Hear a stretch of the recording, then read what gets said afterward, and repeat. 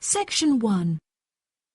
You will hear a man phoning to inquire about hotel information. First, you have some time to look at questions 1 to 4.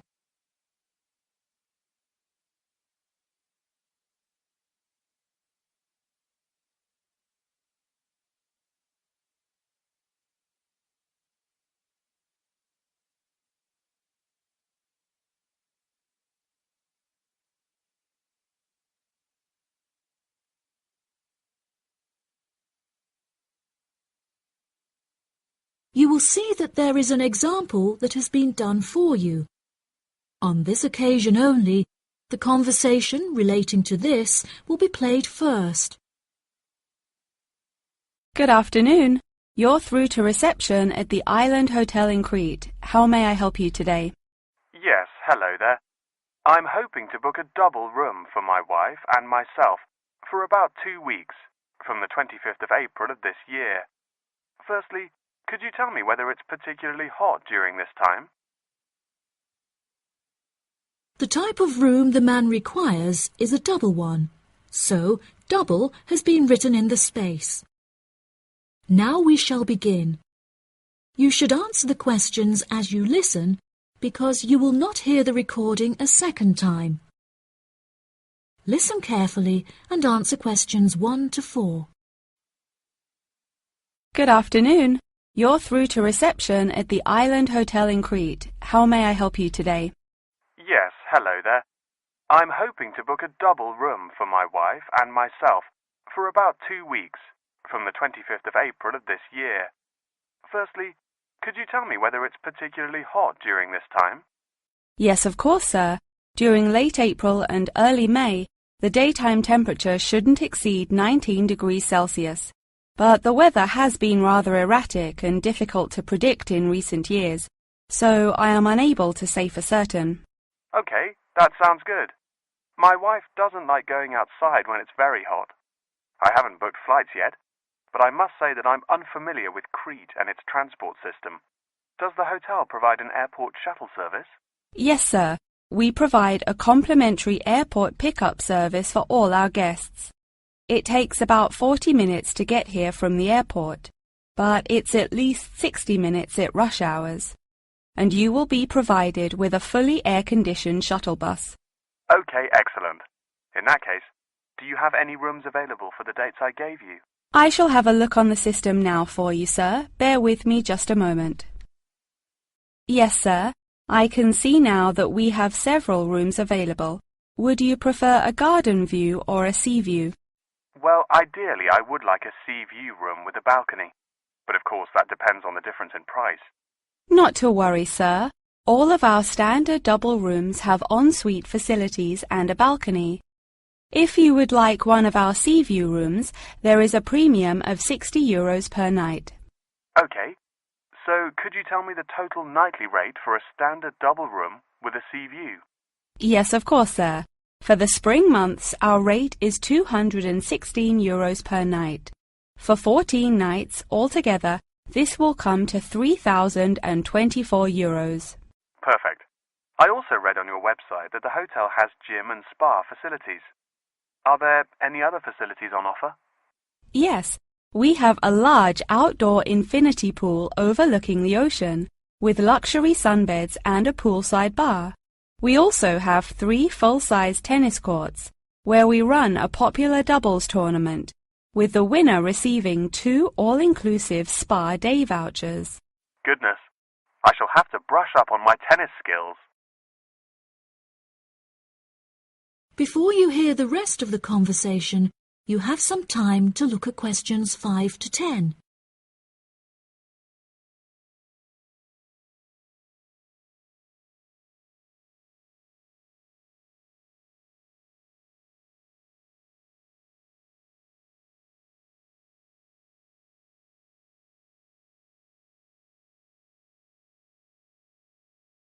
Now listen and answer questions 5 to 10.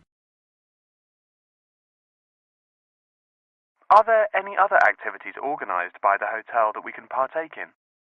It's just that it's our wedding anniversary on the 30th of June, and I would like to provide my wife with the perfect romantic getaway.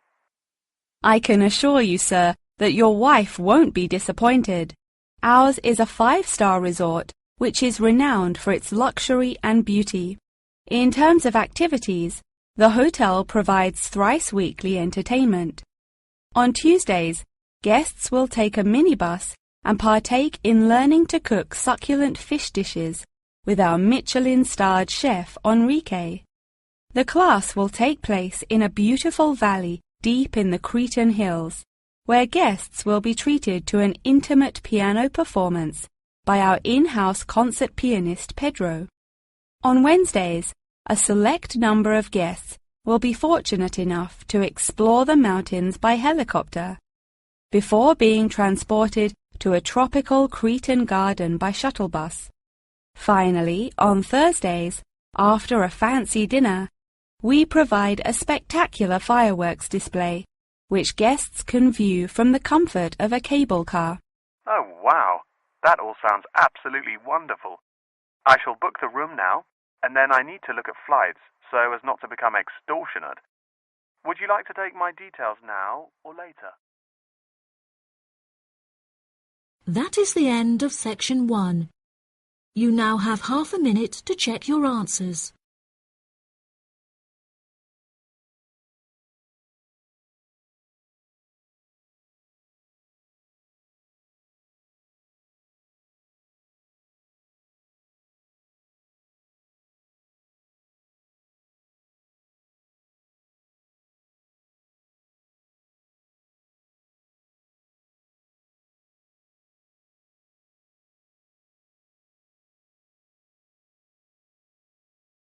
Now turn to section 2. Section 2. You will hear an extract from an audio guide to the Taj Mahal. First, you have some time to look at questions 11 to 16.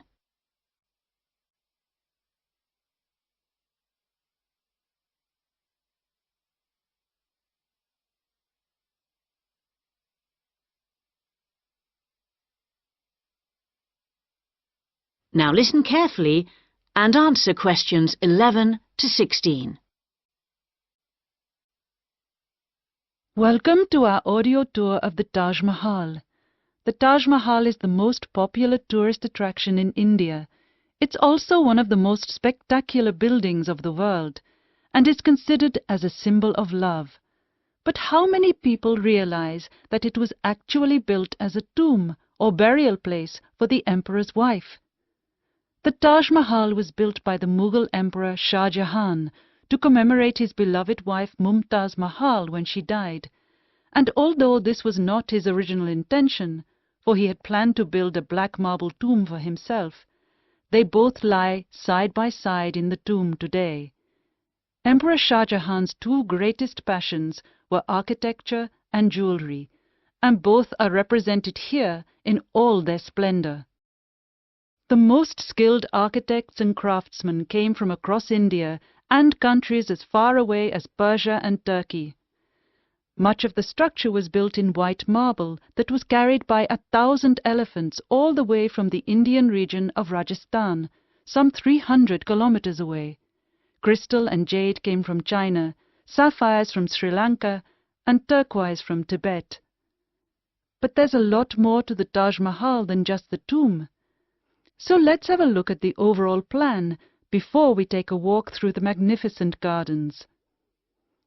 Your tour begins here, at the point marked with an X on the plan.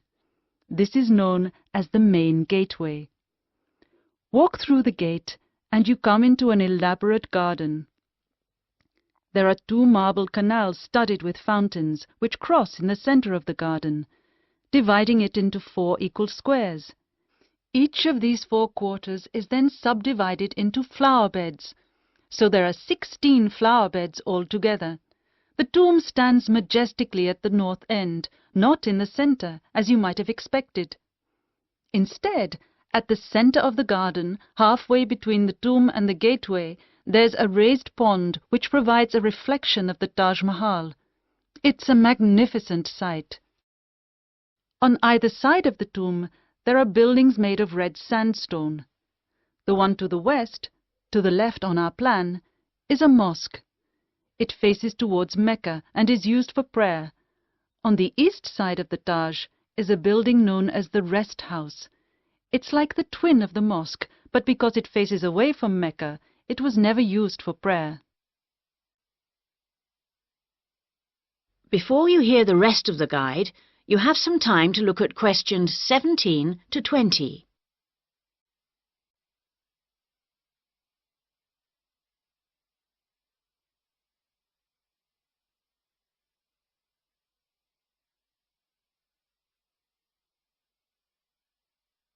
Now listen and answer questions 17 to 20.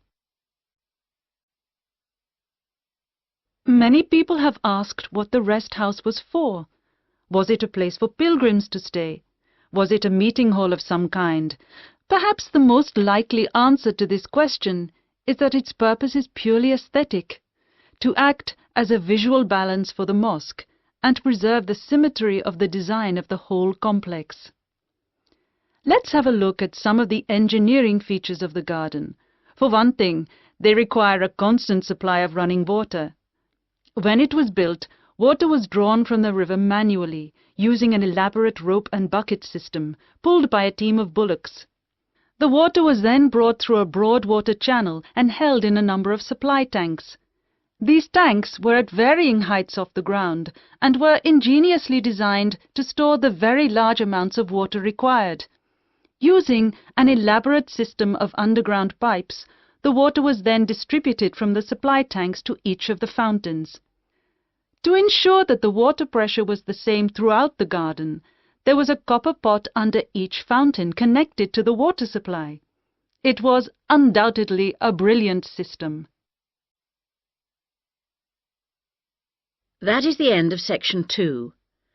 You now have half a minute to check your answers.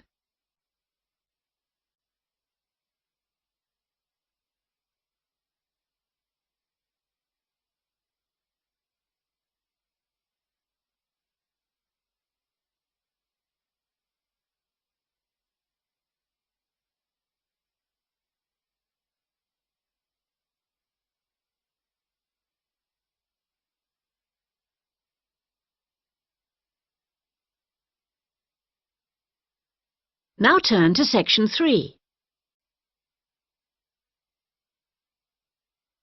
Section 3. You will hear a man called Frank talking to Dr. Lindsay about what he should study if and when he returns for further classes. First, you have some time to look at questions 21 to 25.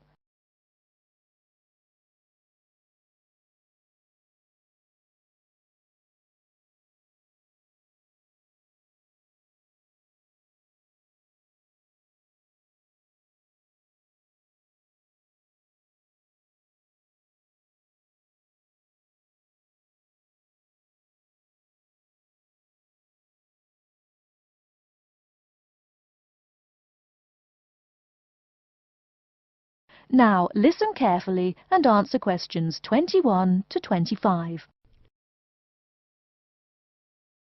Hello, are you Dr. Lindsay, the returning student's advisor? Yes, that's right. Are you Frank? Your appointment wasn't until 2, but that's okay. Please come in and have a seat. Thanks. I like to arrive early whenever I have anything to do. That's certainly a praiseworthy habit. Let me see. It looks like you've taken a long break from school, and I understand you wanted to have a chat about what you should study if and when you return for further classes. It's such a big challenge. I don't know if I'm crazy for doing this or not. Believe it or not, I know exactly what you mean. Before I began working here at the university, I taught primary school for nearly 10 years. It takes a lot of courage to go back to school. I feel more shy and scared than the primary students I teach. In the schools I taught, I found today's youngsters are very sure of themselves. In terms of intelligence, I have a lot to teach them, and the maturity level of much of my class leaves something to be desired. But in terms of confidence, wow, a lot more confident than I am now, that's for sure. Stop fretting. A brave man is a coward who refuses to run.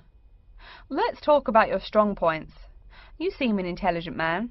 What is it you would like to study? You see, I've been teaching children for a few years, but I think I'm happier teaching adults. I think teaching students in middle school is much more satisfying because they end up being much more grateful for your work.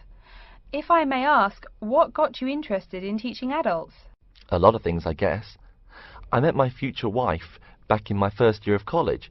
She always complains that I was more interesting then. She says that now I talk like I'm 7 years old. That's probably from being with children all day. Again, I know just what you mean. My husband used to say the same thing about me when I taught kindergarten. Anything else? Well, yes. Fairly often now I run into former students and we talk. Some of them are getting close to being grown up.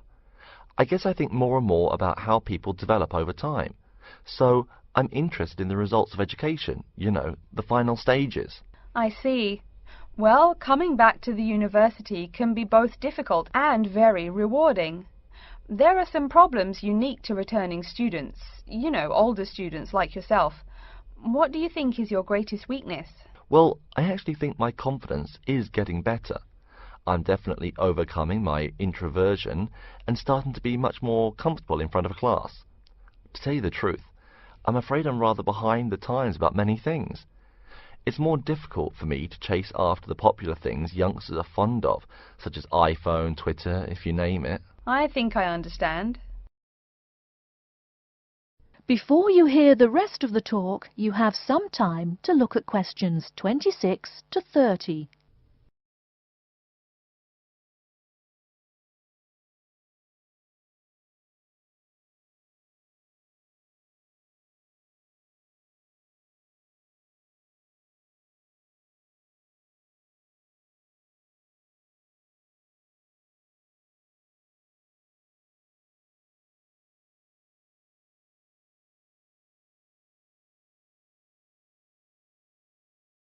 Now listen and answer questions 26 to 30. How old are you? 35? People at your age still go back to school for further education.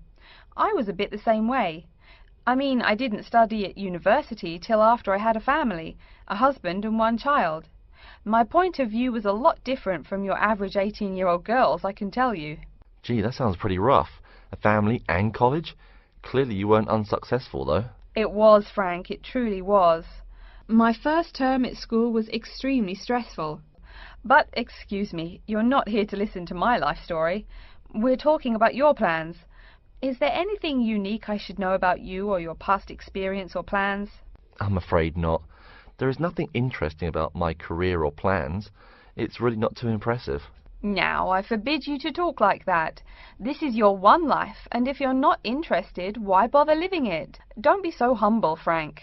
Okay. My wife says I'm a wimp. Let's talk about your dreams a bit. You want to teach adults, you said. What would you like to teach them? Well, when I first came to college, I really liked languages and literature.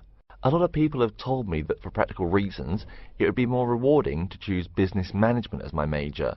But I made up my mind to study liberal arts once I got the idea of going back to school.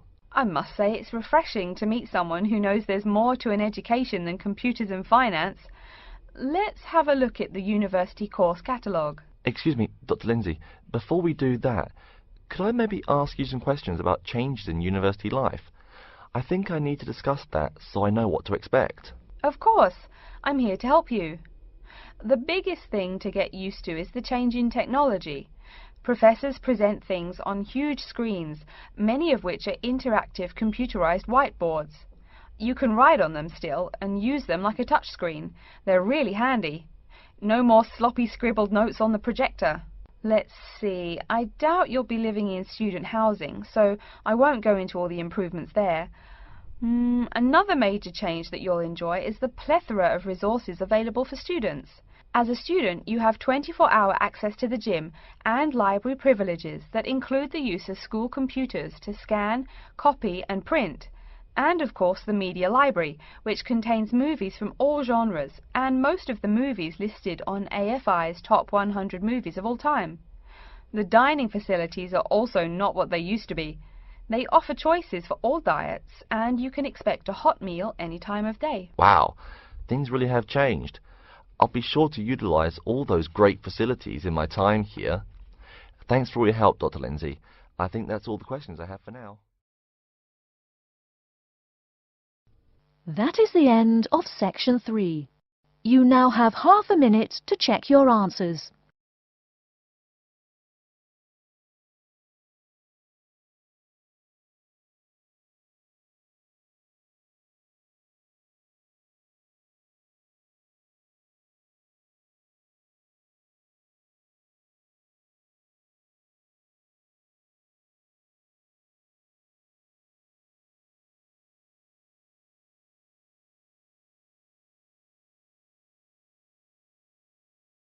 Now turn to section 4.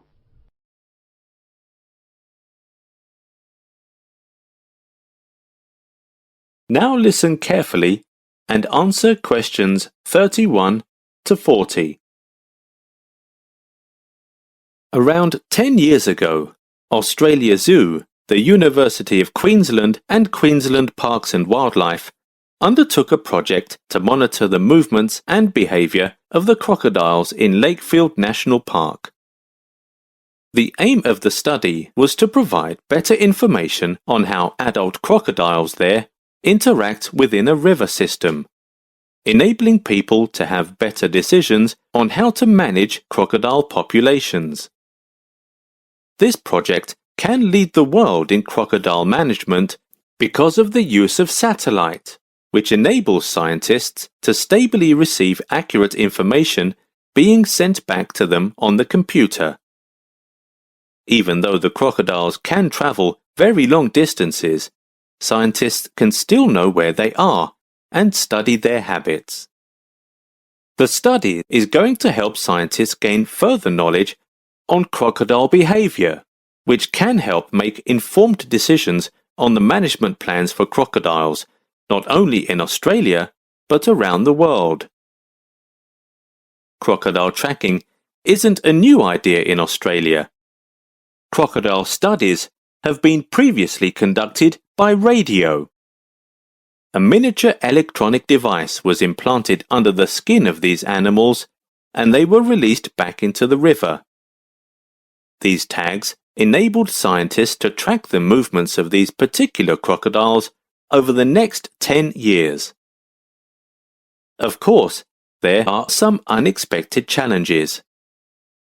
The data transmitted from each receiver is recorded by some devices employed in the receiving stations.